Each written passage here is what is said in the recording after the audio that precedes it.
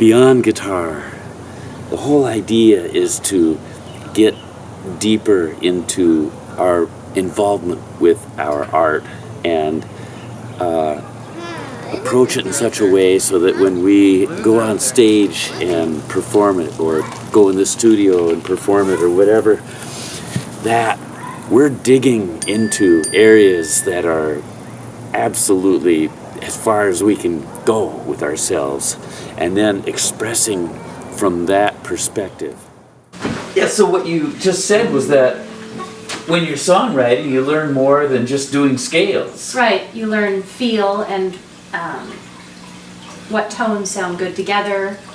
Yeah, but they're two different things, really. I mean, practicing scales is preparing, trying to get...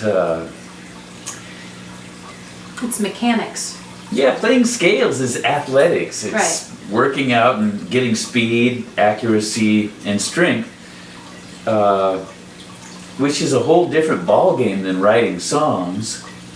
There's so much more to writing songs because you're dealing with lyrics and conveying a message using a language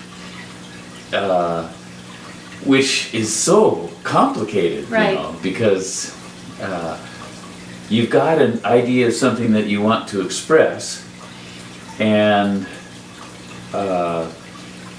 using a language is something that millions and millions of people have done and are doing, and to do that in a fresh way that's new and original is really a challenge. Whereas playing scales, yeah, anyone can get good and fast at playing scales and that sort of thing. Yeah, but you're not creating with a scale versus you're not emoting a feeling either. Right? Yeah, you can emote feeling, but you're certainly not creating anything new. Right. But writing songs, it's just That's a big piece. playground. It's so much fun, and there's you discover a lot about yourself, about your ability to play the language, use the language as a tool, as well as learning new chords and understanding,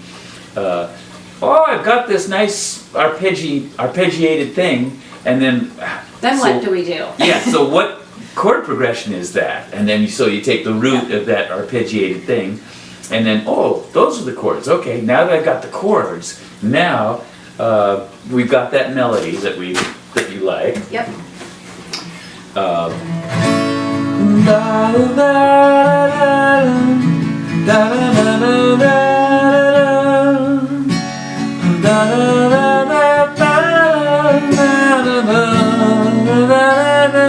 And then, I can just feel so much nostalgia and kind of almost regret that you looking back and here. Okay, so here we are in the present. We want to start the song with this kind of heart-rending, bittersweet kind of. Yeah. So here it is. Let's take the present moment, something that totally relates to what is real in our world, that we can talk about, sing about, so that we're not contriving something out of thin air. We're taking something real and putting it, like what I see is the orange brown leaf falls in slow motion to join its brethren on the ground. As it decays and dies.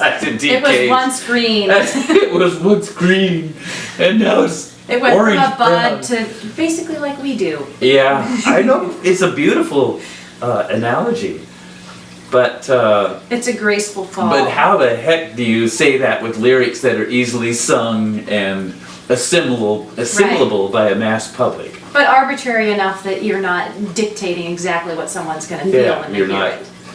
The orange-brown leaf with thin veins of is falling seemingly in slow motion. That sounds like an English class I had once. I'd say more like an English clash. Yeah, clash was the... So the structure of the song, we know we want it to be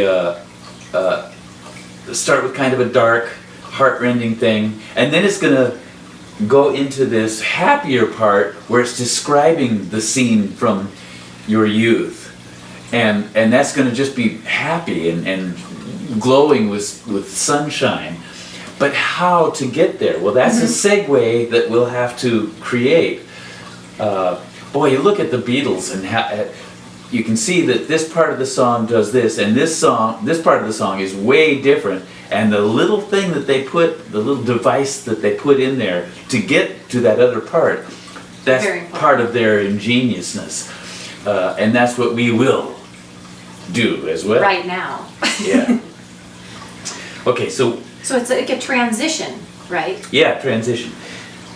So, okay, so right now we want these lyrics to portray something from the present and that's real in our world right now. And I totally see how a leaf falling, that is the perfect analogy for the whole song, because it describes our life. I think it describes change and things passing and you can't go back. Yeah, You can't turn yeah. a brown leaf green again. Yeah.